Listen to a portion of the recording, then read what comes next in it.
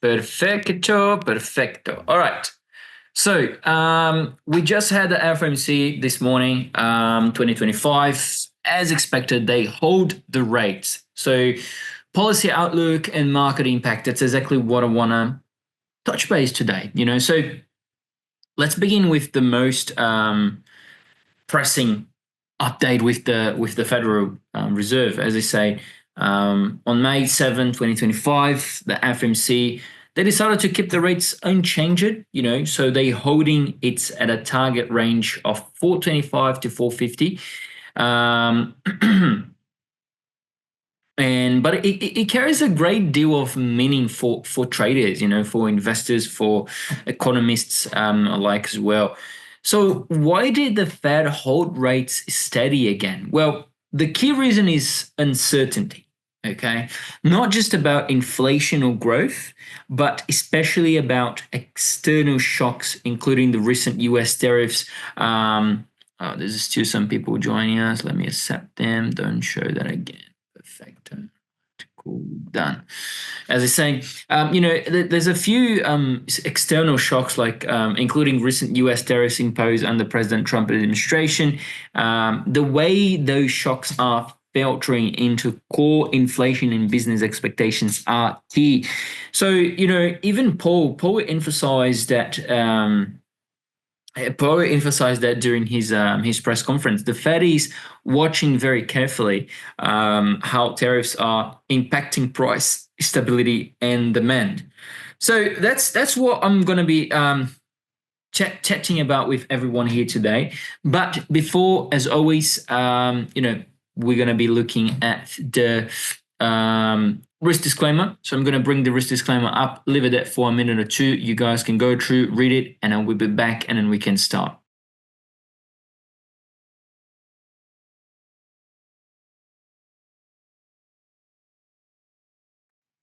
All right, we're back. All right, perfecto. Cool. So, first things first, as I say, let's break everything down, and starts with the monetary policy, because after 3 rate cuts in 2024, large aim to, sort of, I would say that the rate cuts in 2024 was more like to prevent something than actually needed, okay? Because it was more like aim to, slow down that was pretty much triggered by tighter credit conditions and the weaker global growth. And the Fed has shifted into a more neutral stance since then. So when we start 2025, the Fed is walking on a very fine line, in my opinion. And, and Jerome Powell, that's exactly what he say as well. But on the other hand, inflation remains above the 2% target, okay? The most recent readings are showing to us that the core PCE inflation is trending near 2.7%, and that is slightly declined from late 2024, but it's still elevated enough to justify caution, okay? And there are some signs of economic softening, particularly in manufacturing, housing, and consumer confidence. And that's really, really not great. Really not great. We have the GDP. So the GDP last quarter was negative. Okay. We don't have inflation to target just yet. So that's really bad again. We have a weakening consumer confidence. That's really bad. We have a weakening manufacturing as well. Really, really bad. Housing prices are declining. Really, really bad. So pretty much all combined, it's a big problem, in my opinion. It's a really big problem when it comes to, just trying to look at a bigger scope. I think it's the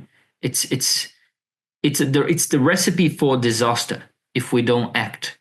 And when I say act, it's not about cutting the rates. It's about understanding that, sorry, understanding that because you don't like your little friend, you don't need to punch him. You just don't walk with him. You say hi, you ask, hey, how you going? But that's it. You don't need to punch them, right? And I'm just saying that because of US and China. US, Trump wants to impose tariffs on pretty much every single person today.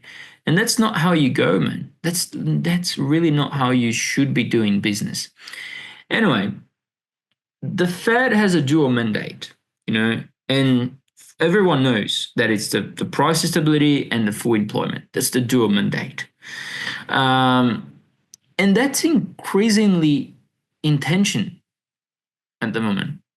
Not intention. It's on intention that there's tension around that. Unemployment is too low, but the job growth is beginning to decelerate. And I would say at the same time, wage growth has plateaued. I don't know if you guys know what plateau is, but it's basically when nothing goes up or nothing goes down. So it's still like consolidated, and productivity growth is sluggish as well. So the Fed must now, well, at least they have to determine whether inflation is sticky enough to warrant tighter conditions, or if the softening labor market demands more accommodation. Okay, that's what I think that they would need to be paying attention. It's either two things. Because they can't, like, think about it, right?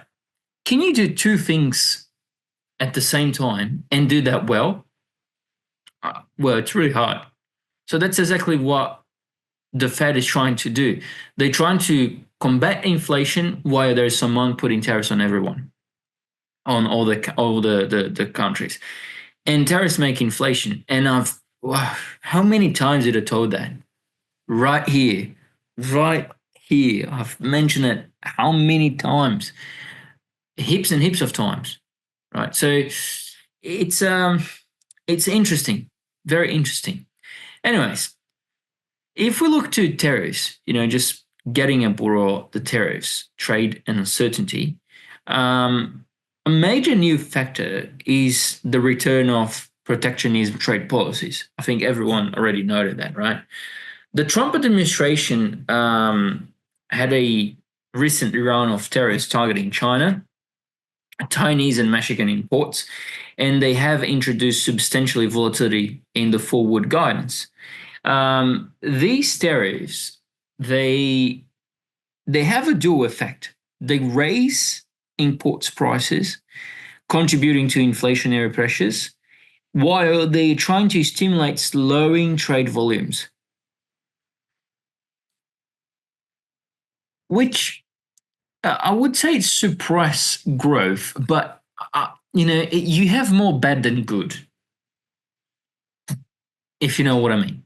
Like, yeah, that's good, but it's more bad than good. Okay, because and plus, I would say that's just my speculation. That's what I think. It's not like anything certain or anything like that, but I think that Trump didn't expect to go the way he's going. Like he really, really didn't expect that China would fight back. All right, that's the first thing. And he thought that the other countries wouldn't care about and wouldn't try to be together at that time and bring things together. So it's really hard, really hard. I think he's not having what he wanted.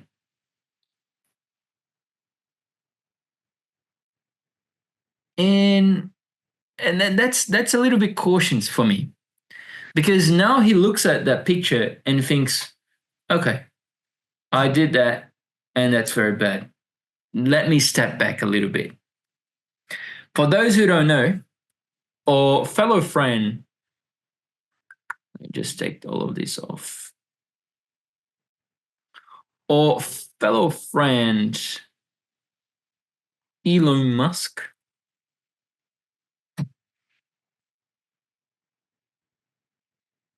Tesla.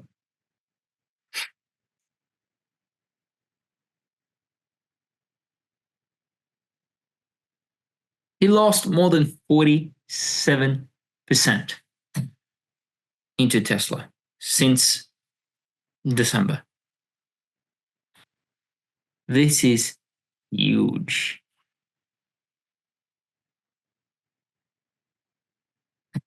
From hitting all-time highs to come back low, like wow. For those who don't know, Elon Musk is not more part of the administration. Okay, so Elon Musk,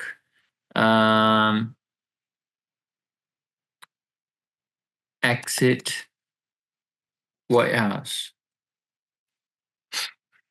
Yeah, so there you go. No more sleepovers and late night ice cream. Elon Musk. Elon Musk has officially left the White House. Move fast in destroying things. Elon Musk rose into more trouble out west. Elon Musk has already packed up and left the White House. So I think things are getting, man. Oh, look at that. Look, the thing is in front of your eyes. Look at S&P 500.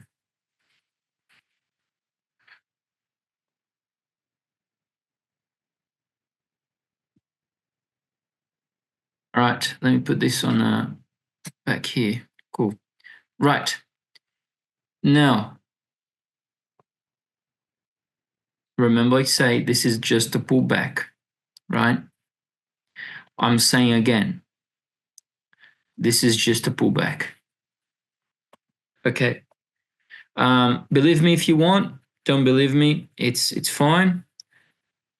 If such a big person like that, Elon Musk, they just step back and say, I don't want to do it anymore.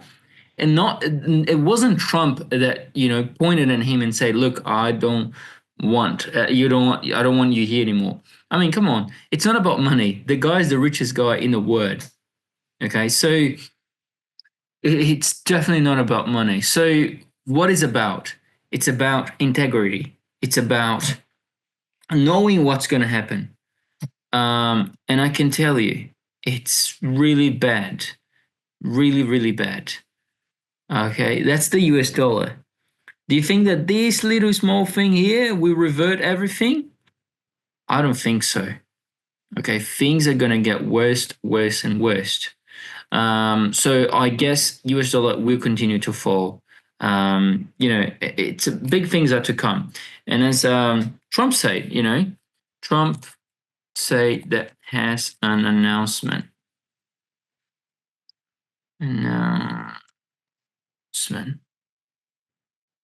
Okay. Trump promises announcement as big as it gets. Trump teases very, very big announcement. Trump says there will probably be an announcement. Okay, so very big announcement. Trump is set to announce his first trade deal since his tariff sent markets rallying.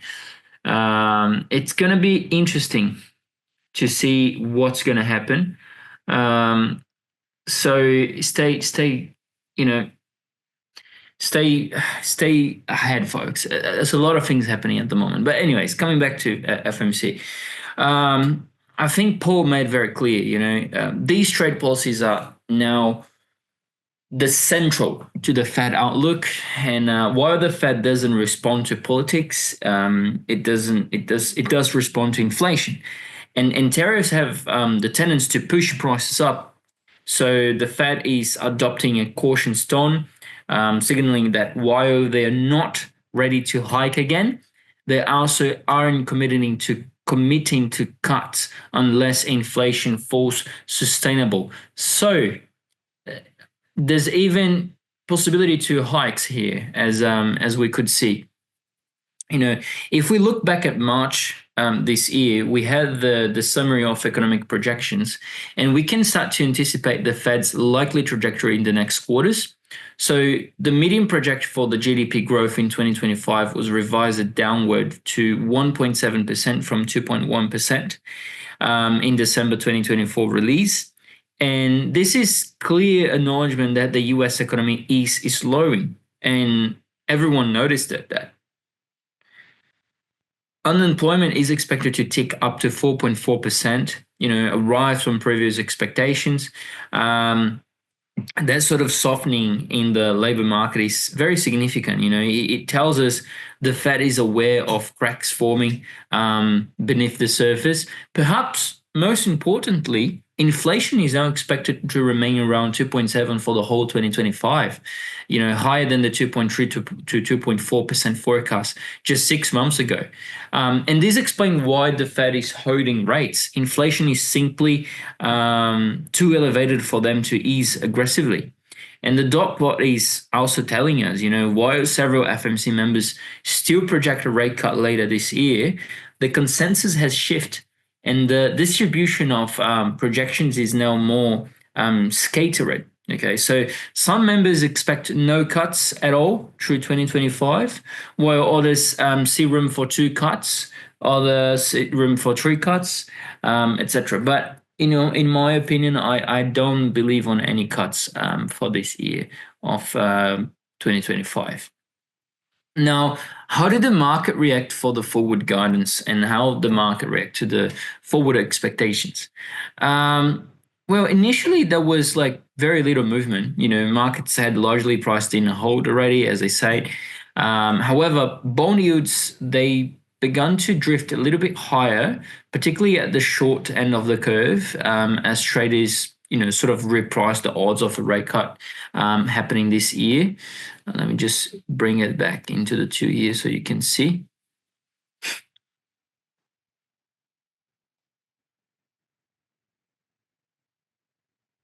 Yeah, so right here. So that, it's showing us a little bit of repricing into the end of the curve, because, most of the traders are repricing the odds of the rate cut happening this year. Equity markets, I would say, remains very cautious, optimistic, but the upside appears very capped, in my opinion. And the reason for that is because the longer the Fed stays on hold, the more likely is that the corporate borrowing cost will remain high. Combine that with softening demand, and then you get lower earnings expectations, which ultimately dampen equity valuations. If we go back to the US dollar index, as I say, we having, I would say, continues to strengthen in the midterm, especially against emerging market currencies. That's partially due to carry trade flows, but also reflects global investors' search for yield and safety. If we look at gold, for instance, has been falling lately, but I wouldn't say that it's a short. Oh, it's a short or blah blah. No, Aussie CAD, very hard to tell what's going to happen now.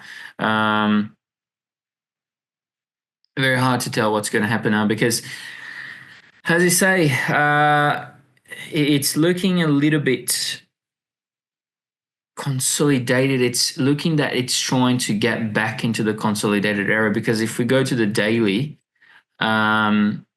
it's very interesting, this whole move. This whole move up, and then this doji, whatever you want to call that, and that engulfing candle, and then coming back, most likely is going to try to reverse back. So just need to pay very close attention to that, because as I say, we're long. Well, at least I'm long, and I don't want to. Is that a 1 hour? Oh, that's a 15-minute. Okay, so I want a 1 hour chart, not a 15-minute. So as I say, didn't break top, tried to, didn't, and then sort of doing that kind of stuff. It's not ideal. I don't know if you guys have heard about the OBV, on balance volume. It's the only indicator that I really use, to be honest, because in my opinion, it's the only one that really works. But we can see here the volume that has been traded on each candle. And we can see that, let me just get back here.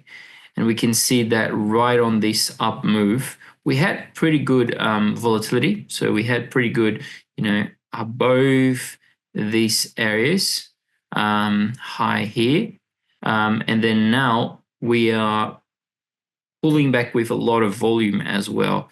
Maybe in another day I can explain a little bit better of what's happening here on the OBV, but it's pretty good. I used a few days already, a few months already. In the last couple of days have been pretty great for myself. Like you can see here that pretty much all of these high ending, from here, that's the bottom. Sorry, from here, that is the bottom, all the way to the top, that is here. We haven't had volume. Okay, so the market went all the way up, but we didn't have that huge volume here. Okay, it was like much more lateral. As of here, this little impulse up had much more volume than this one. Okay, so that's just the things that I've been noticing in the market. But anyways, coming back, as we are saying, US dollar sort of strengthening a little bit. I reckon above 1.12 still longs. New Zealand dollar, I had a short position on New Zealand dollar, pretty great as well. I literally shorted above this area. I've shorted on top of here, and then I was holding since this morning, and I've closed the trade on this morning. All right. What else? US dollar CAD long, US dollar Japanese yen. I was short, but looks like it's getting punched. Something is happening. Something is happening. Let me just join my prime market and see what's going on. Because that's not a normal move. Did we have any release?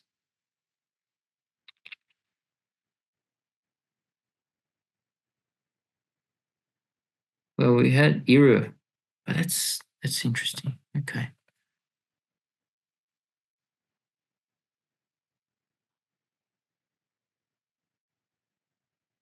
Interesting.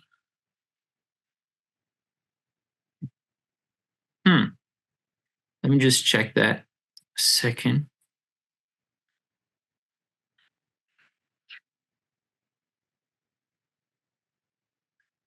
It's like something is happening.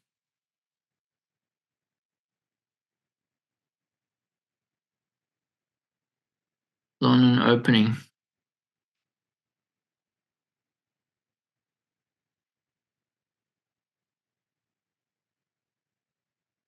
Okay.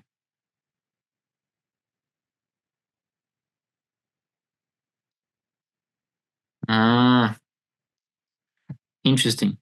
So President Trump posted on Truth, that is like an Instagram sort of thing.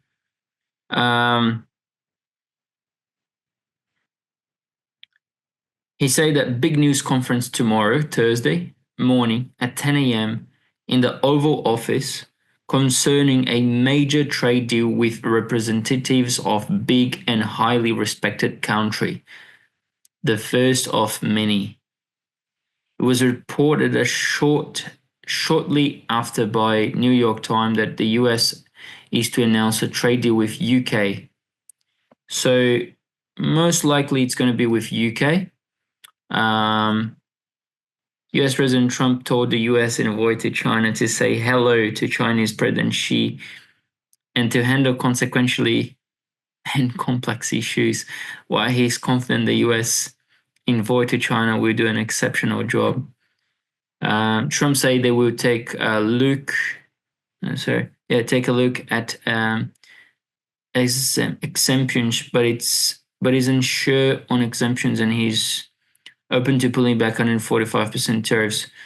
Ooh, boy, he's also started that China should reassess who asked for a meeting, and he's unwilling to lower tariffs to get China to the table. Furthermore, Trump said he might be easing chip policy to the Gulf.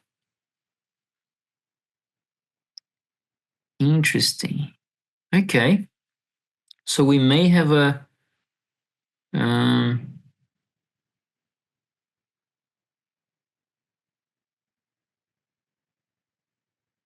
okay. We may just have a something very big coming tomorrow.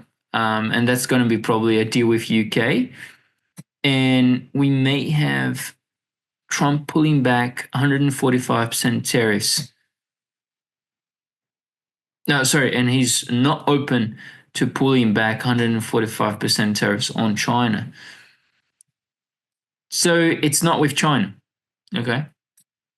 Tomorrow it's not with China. Interesting. Oh, wow. I'm getting pounded on this one. All right. Yeah. So coming back just to finalize, as I was saying, um, you know,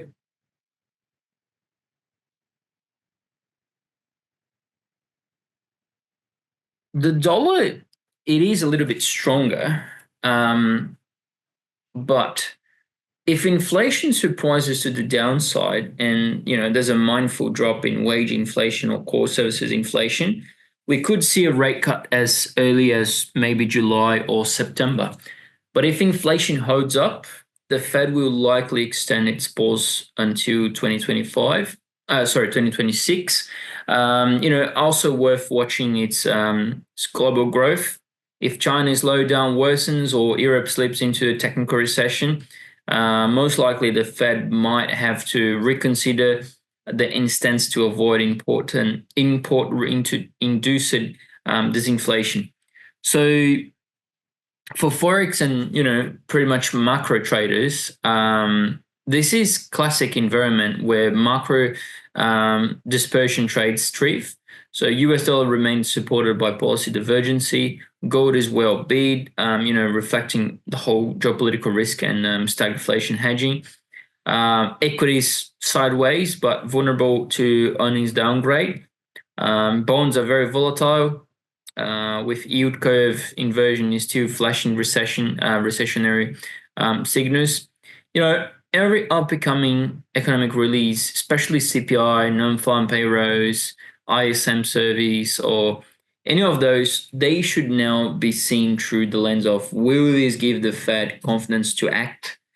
It's worth also watch the Fed speakers in the meantime. So like I think it's next week, the next few weeks, we will hear from key FOMC members.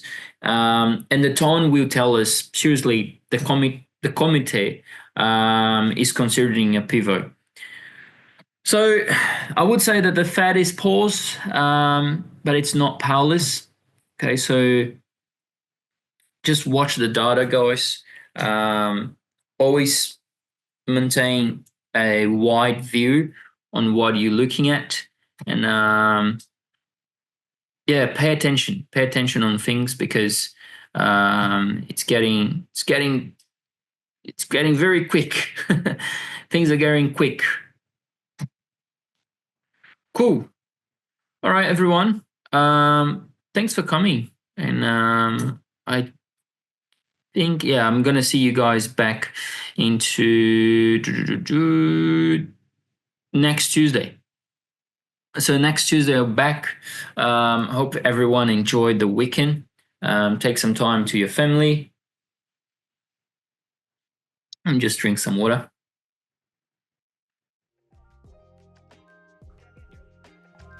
Take some time with your family. Take some time, to chill as well, to study. And I see you guys back on Tuesday. Thank you so much. Enjoy your weekends. See you guys. Bye-bye.